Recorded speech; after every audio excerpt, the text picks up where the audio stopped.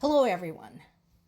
Before we begin on today's news roundup, I want to remind you any and all comments that contain hate speech, conspiracy theories, fake news, etc., will be reported as such and users will be blocked.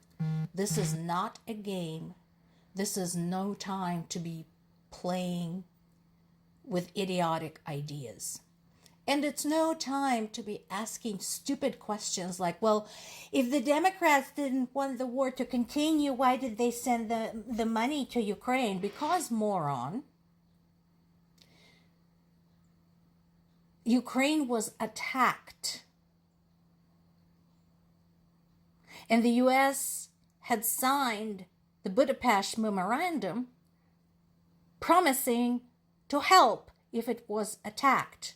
You fucking idiot. Moving right along.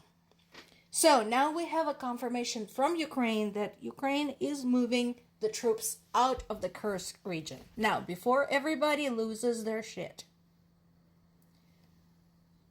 while it's true that this is disappointing because Ukrainian government was hoping to use the occupied territory as a bargaining chip, what has been achieved already is significant. So, yes, it's not a good thing that Ukrainian troops have to withdraw, but they're withdrawing on their own terms. They're not surrounded. This will allow to move more troops into the areas where Russians are currently accumulating weapons. That's another good thing. We have a series of maps on BBC, Telegraph, and The Guardian showing the progression. So why am I saying that a lot has been achieved already? Because, let's not forget, basically 10 regiments of Ukrainians went and stayed in the Kursk region since August. Russia threw everything at them, including the North Korean mercenaries, and they could not dislodge them. So that was a statement. And the fact that they just kind of walked in and settled there, that was a statement. And also, it had a psychological impact, much like the long-distance drone attacks into the Russian territory. It sent a signal to the Russian civilian population saying, if your government keeps using you as cannon fodder, if it keeps using your cities and towns as military bases, this could happen to you too, and it could happen anywhere, because nobody expected this.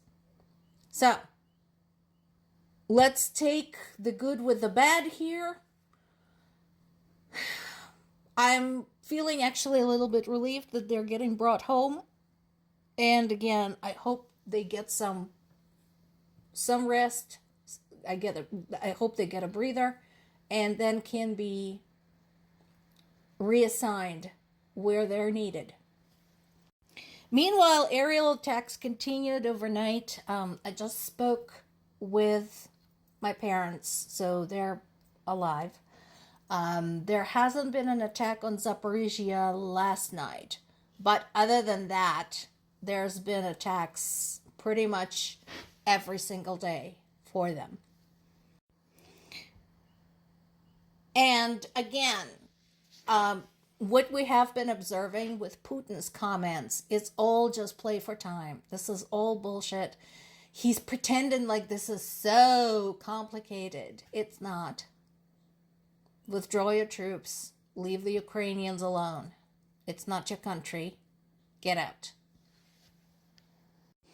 And yeah, it's hardly a friendly gesture when, even as they're saying they're considering a ceasefire, Russia is building up troops, just like I just mentioned, along the Ukrainian border. So, it doesn't matter what Putin says at this point. Watch what he does. And his actions speak plenty. France and the UK are both acting like they've really had enough. So this is interesting. I got a little bit more information on Macron's statements, actually from my father. And here's the thing. So what we know from the news is Macron said, if France decides to deploy its own troops, not UN troops, not NATO troops, its own French troops, on the territory of Ukraine, it's no one else's business. Because if Ukraine lets them, that is between France and Ukraine, and Russia can't do anything about it. What are they talking about? They're talking about deploying troops in 4 cities: Lviv, Kyiv, Odessa, and one more. My parents couldn't tell me which one. Why is that important? Well, Kyiv is straightforward. It's the capital of Ukraine. It needs extra protection. Lviv. Lviv is the biggest westernmost city in Ukraine. This is the one that's the closest to Ukrainian border with Poland. And it has been used as a hub for the distribution of Ukrainian refugees from the more embattled eastern part of Ukraine. Makes sense. Odessa, that is the port, the Black Sea port, through which all of Ukrainian exports are flowing out, including the grain. So, that completely makes sense. We'll see what happens. Ukrainians are kind of welcoming this news, which is not surprising. And talk about something backfiring.